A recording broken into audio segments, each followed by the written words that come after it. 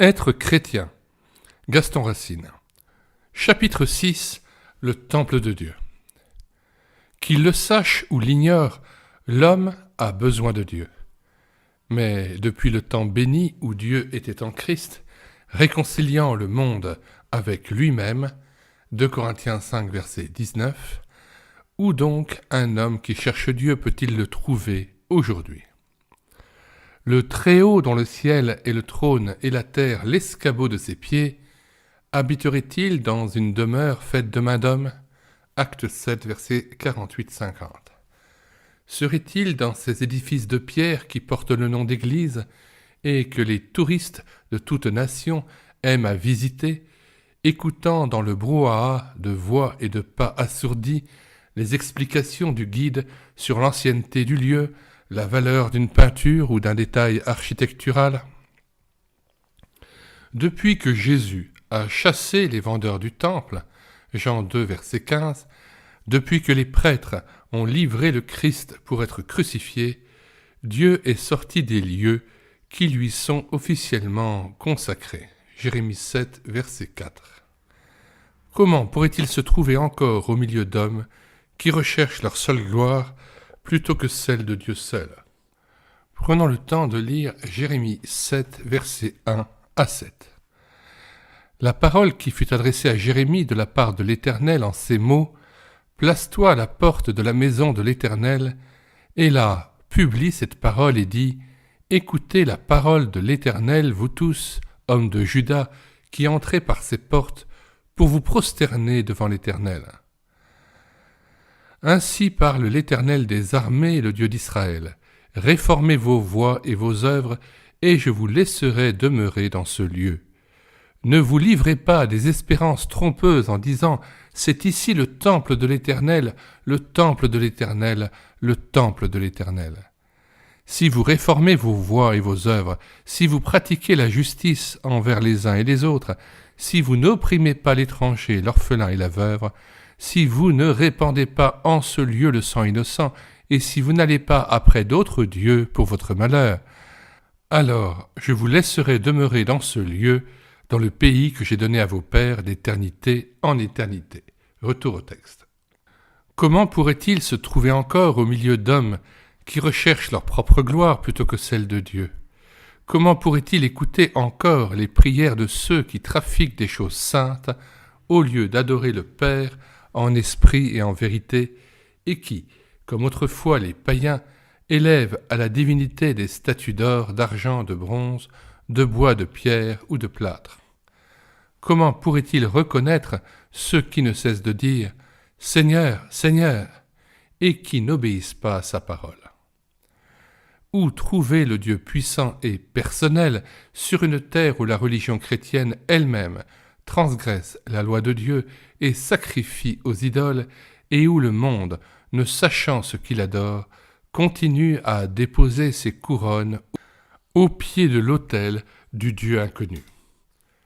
Où est-il ce Dieu vivant et vrai qui prend plaisir à la miséricorde et non au sacrifice ?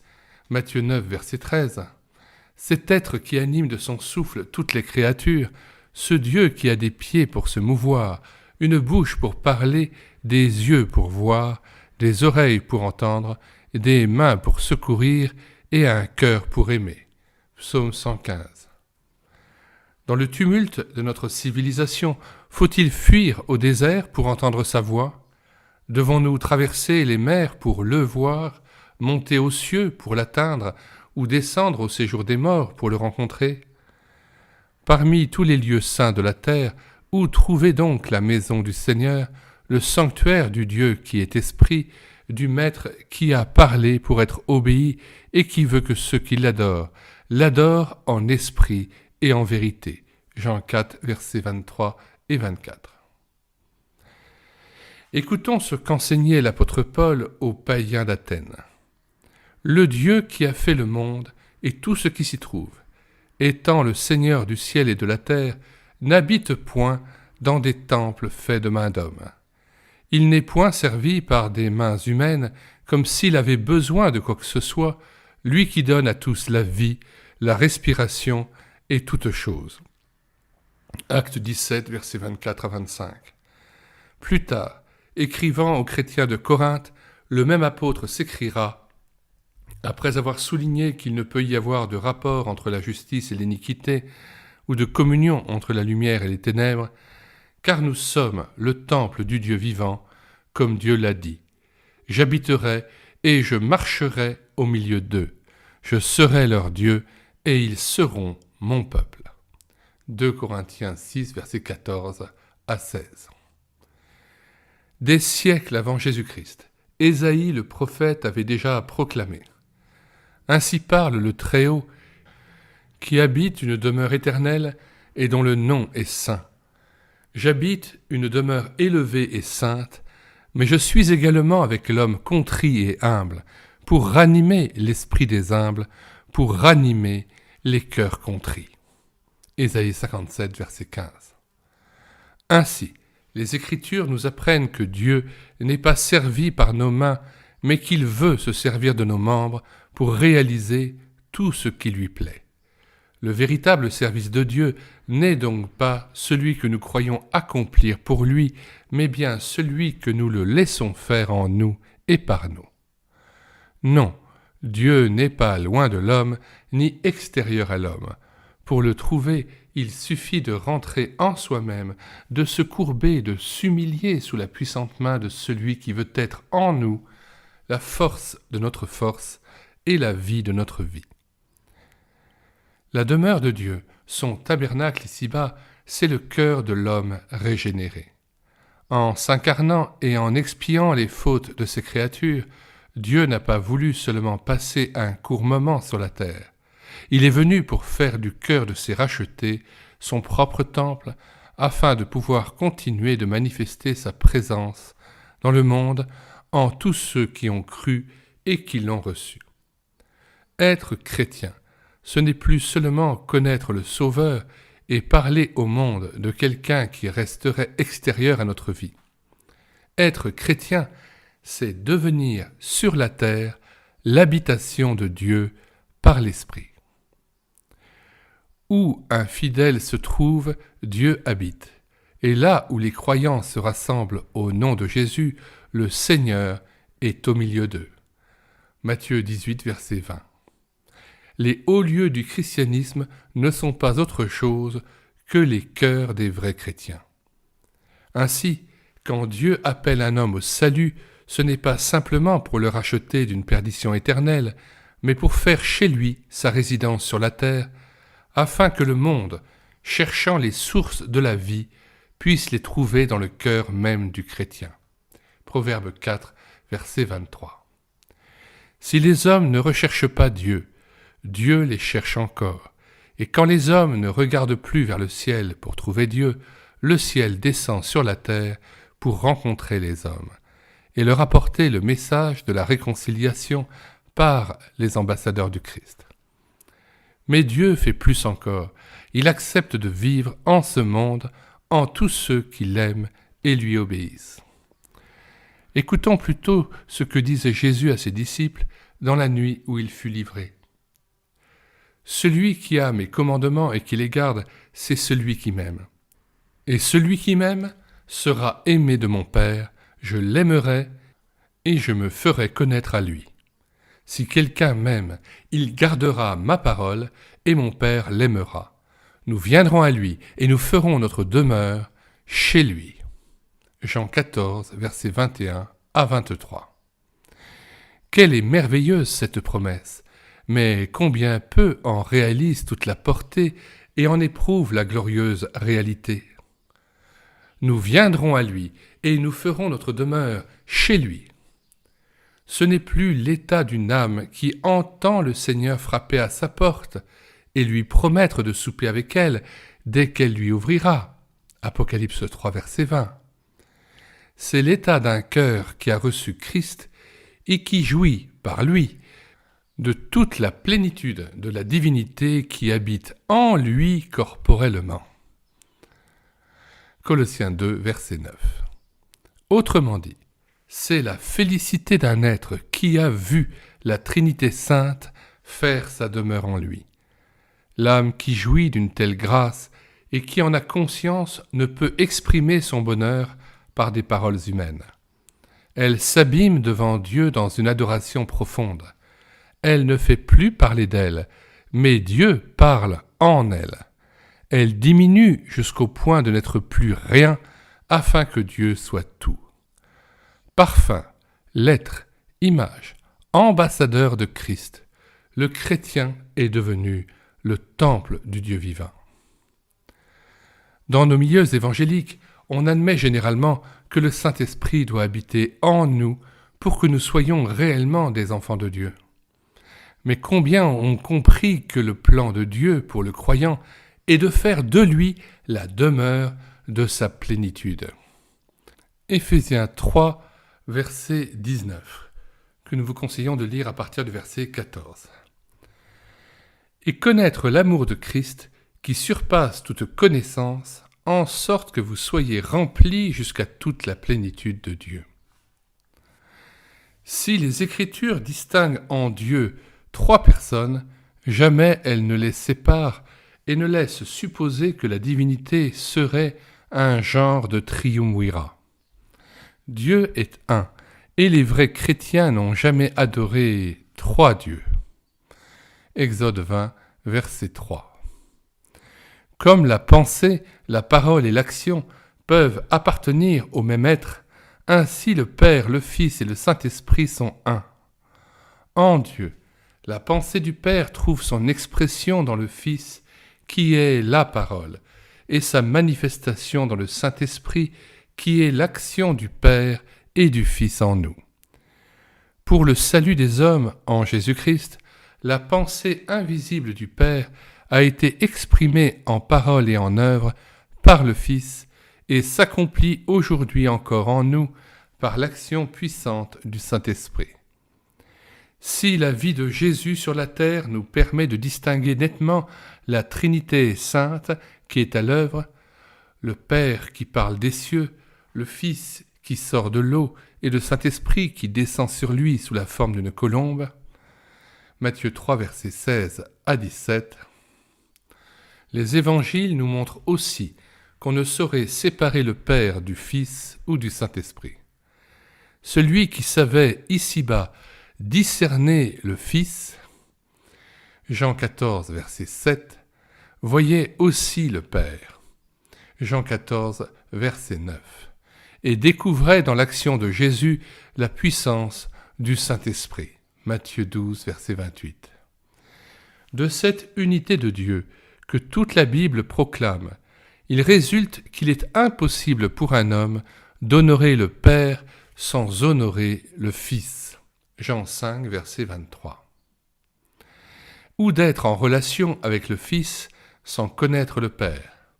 Matthieu 11, verset 27. Ou de vivre en communion avec le Père et le Fils sans le Saint-Esprit qui procède du Père et qui rend témoignage au Fils. Jean 15, verset 26.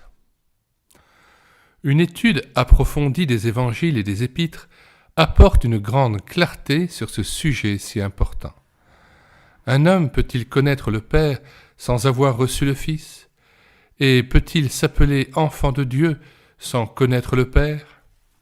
D'autre part, peut-il avoir accepté le Fils sans que le Saint-Esprit l'ait convaincu de péché?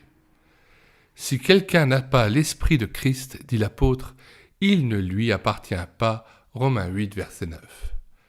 Puisque toute la plénitude habite en Christ, je ne puis avoir le Christ sans posséder en lui la plénitude. Il n'y a pas pour moi Jésus et la plénitude, mais la plénitude en Christ. Avoir Christ, c'est donc posséder déjà la plénitude. Mais la posséder, ce n'est pas encore en jouir ou la manifester. Pour que la plénitude qui habite en Christ produise ses fruits dans nos vies, il faut qu'en toute chose il tienne, lui, la première place. Colossiens 1, verset 18. Que nous citons. Il est la tête du corps de l'Église. Il est le commencement, le premier-né d'entre les morts, afin d'être en tout le premier. Retour au texte. Amis chrétiens, cessez de tourner désespérément vos regards vers le ciel, dans l'attente d'une effusion extraordinaire du Saint-Esprit. Ne placez pas votre confiance en des mains qui ne sont pas percées pour recevoir la grâce physique ou spirituelle que votre âme convoite. Cessez de tendre l'oreille vers ceux qui vous promettent des dons surnaturels en réponse à des réunions spéciales d'attente du Saint-Esprit. Allez plutôt dans votre chambre et fermez la porte sur vous. Matthieu 6, verset 6 que nous citons. Mais quand tu pries, entre dans ta chambre, ferme ta porte et prie ton Père qui est là dans le lieu secret. Et ton Père qui voit dans le secret te le rendra. Retour au texte. Là, dans votre chambre, seul devant Dieu, dans le silence, le calme et la décence qui conviennent à la présence d'un Dieu 3 fois saint, Ésaïe 6, versets 1 à 5, rentrez en vous-même, et vous ne tarderez pas à percevoir tout ce qui en vous fait obstacle à la vie abondante du Seigneur et empêche la plénitude de Christ d'envahir tout votre être. Alors, les écluses de votre cœur, trop longtemps bloquées par des péchés non jugés, Proverbe 28, verset 13, que nous citons. Celui qui cache ses transgressions ne prospère point, mais celui qui les avoue et les délaisse obtient miséricorde. Retour au texte. Alors les écluses de votre cœur, trop longtemps bloquées par des péchés non jugés ou par un attachement immodéré aux choses permises, 1 Corinthiens 6, verset 12, pourront s'ouvrir et des fleuves d'eau vive jailliront de votre sein. Jean 7, verset 38. Que nous citons. Celui qui croit en moi, des fleuves d'eau vive couleront de son sein, comme dit l'Écriture, et le verset qui suit, bien sûr, il dit cela de l'Esprit que devaient recevoir ceux qui croiraient en lui, car l'Esprit n'était pas encore, parce que Jésus n'avait pas encore été glorifié. Aujourd'hui, hélas, l'homme divise tout, désintègre tout, et c'est de plus en plus la confusion, les faux jugements, l'appauvrissement et la mort. Ainsi, nous voyons des églises qui pensent devoir se réclamer plutôt du Père que du Fils, tandis que d'autres croient être plus spécialement les églises du Saint-Esprit. Et pourtant, le Dieu de Jésus-Christ, celui qu'il est venu nous faire connaître, afin qu'en lui, nous ayons la vie éternelle, 1 Jean 5, verset 20, c'est le Dieu tout entier qui veut habiter dans l'homme tout entier. Nous lisons 1 Jean 5, verset 20. Nous savons aussi que le Fils de Dieu est venu et qu'il nous a donné l'intelligence pour connaître le véritable. Et nous sommes dans le véritable, en son Fils Jésus-Christ. C'est lui qui est le Dieu véritable et la vie éternelle. Créé à l'image de Dieu, l'homme est aussi une trinité. L'apôtre Paul, parlant de notre sanctification, décrit l'homme en ces termes. « Que le Dieu de paix vous sanctifie lui-même tout entier, et que tout votre être, l'esprit, l'âme et le corps, soient conservés irrépréhensibles lors de l'avènement de notre Seigneur Jésus-Christ. » 1 Thessaloniciens 5, verset 23. Une foule d'autres textes nous confirment que la Bible distingue 3 parties en l'homme. Mais si elle les distingue, elle ne les sépare pas, car leur séparation produit justement la mort. Selon les Écritures, 1. L'esprit de l'homme est une lampe de l'Éternel. Il sonde toutes les profondeurs du cœur. Proverbe 20, verset 27. L'esprit est cet organe supérieur et invisible de l'âme et distinct de celle-ci. Hébreux 4, verset 12. Nous répétons, l'esprit est cet organe supérieur et invisible de l'âme et distinct de celle-ci par lequel l'âme humaine peut remonter à Dieu qui est esprit et communiquer avec lui comme elle communique avec le monde extérieur par le corps. C'est donc dans notre esprit que se trouve le siège du sentiment de Dieu. Deuxièmement, l'âme de toute chair, c'est son sang qui est en elle. Lévitique 17, verset 14. L'âme est donc la vie naturelle, la vie animale et psychique de l'homme. C'est tout ce qui forme notre race, notre personnalité. Intelligence, mémoire, sentiment, volonté, en un mot, notre moi. L'âme est donc le siège du sentiment de soi, l'habitation du moi. Troisièmement, le corps est l'instrument visible de l'âme par lequel nous communiquons avec le monde. Il est le siège des sens, demeure de l'âme, tente où nous habitons sur la terre. 2 Corinthiens 5, verset 1. Le corps sans âme est mort. Jacques 2, verset 26. Primitivement, l'esprit de l'homme uni au Seigneur devait diriger l'âme et dominer le corps. Depuis la chute, chez l'homme irrégénéré, l'esprit coupé de son Créateur est dans les ténèbres. Éphésiens 5, verset 8. La lampe du Seigneur s'est éteinte. L'homme se trouve spirituellement mort dans ses fautes et dans ses péchés. Éphésiens 2, verset 1. Les passions de la chair règnent sur l'homme animal qui ne reçoit pas les choses de l'Esprit de Dieu, car elles sont une folie pour lui, et il ne peut les connaître parce que c'est spirituellement qu'on en juge. 1 Corinthiens 2, verset 14. N'étant plus que chair, Genèse 6, verset 3, il vit selon la chair et s'affectionne aux choses de la chair. Et l'affection de la chair, c'est la mort, car la pensée de la chair est inimitié contre Dieu, parce qu'elle ne se soumet pas à la loi de Dieu, et qu'elle ne le peut même pas. Or, ceux qui vivent selon la chair ne sauraient plaire à Dieu. Romains 8, versets 6 à 8. L'homme, loin de Dieu, n'est donc plus qu'un esclave. Satan a établi sa domination sur lui par les convoitises et contrôle son intelligence, sa mémoire, ses sentiments, sa volonté.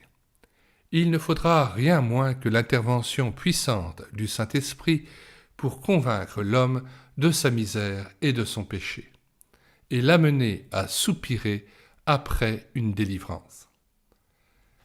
Seul le Saint-Esprit pourra vivifier l'esprit de l'homme irrégénéré et le conduire à Jésus, à la vérité qui l'affranchira.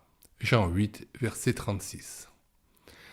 L'homme peut par 1000 moyens toucher et impressionner l'âme humaine, mais seul l'Esprit de Dieu peut atteindre l'esprit de l'homme et amener dans l'être tout entier une conversion véritable. Si l'âme seule a été touchée, le changement sera superficiel et de courte durée. Matthieu 13, versets 20 à 21. Mais si l'esprit a été régénéré et vivifié par la puissance de la parole de Dieu et du Saint-Esprit, alors les fruits de la nouvelle naissance se manifestent, engageant l'homme tout entier, esprit, âme et corps, dans la voie du Seigneur. C'est alors que peut s'accomplir la merveilleuse promesse du Seigneur. Si quelqu'un m'aime, il gardera ma parole, et mon Père l'aimera. Nous viendrons à lui, et nous ferons notre demeure chez lui. Dans l'homme tout entier, le Dieu tout entier vient faire sa demeure. Et cette habitation du Dieu vivant en nous a des conséquences pratiques incalculables pour nous et notre prochain. 1. Le Père, en notre esprit, devient la source de nos pensées. Sa volonté cesse de nous être étrangère. Elle devient au contraire notre nourriture quotidienne, ce qui pour nous est toujours le meilleur. Ces voix jadis incompréhensibles s'éclairent soudainement et font jaillir sur nos lèvres un chant d'adoration et de louange. La connaissance toujours plus grande de l'amour du Père nous délivre de toute déception et crée en nous un accord toujours plus profond avec lui. Tout devient commun entre nous et Dieu. Jean 17, verset 10 que nous lisons. Et tout ce qui est à moi est à toi, et ce qui est à toi est à moi. et je suis glorifié en eux. Retour au texte.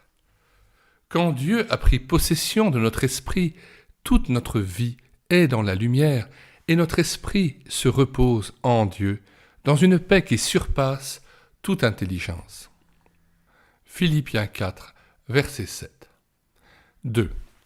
Le Fils devient le Seigneur de notre âme et prend possession de tout ce qui lui appartient, de tout ce qu'elle appelait sien, entre guillemets. Il s'établit en ses puissances pour éclairer notre intelligence aux lumières de la foi, pour purifier notre mémoire et y faire régner l'espérance qui ne confond point, et pour vivifier notre volonté au contact de son immense amour. Ainsi, par le renoncement à nous-mêmes, ce n'est plus nous qui vivons, mais Christ qui vit en nous. Et ce que le chrétien vit, il le vit dans la foi au Fils de Dieu qui l'a aimé et s'est livré lui-même pour lui. Galates 2, verset 20. Quand Christ habite par la foi dans nos cœurs, Éphésiens 3, verset 17, l'âme ayant cédé au Seigneur les clés de ses appartements, peut alors se reposer dans son amour qui surpasse toute connaissance. Éphésiens 3, verset 19. Troisièmement, enfin, le Saint-Esprit devient le maître de notre corps. Ne savez-vous pas que votre corps est le temple du Saint-Esprit qui est en vous, que vous avez reçu de Dieu et que vous ne vous appartenez point à vous-même? Car vous avez été rachetés à grand prix. Glorifiez donc Dieu dans votre corps et dans votre esprit qui appartiennent à Dieu. 1 Corinthiens 6, versets 19 à 20.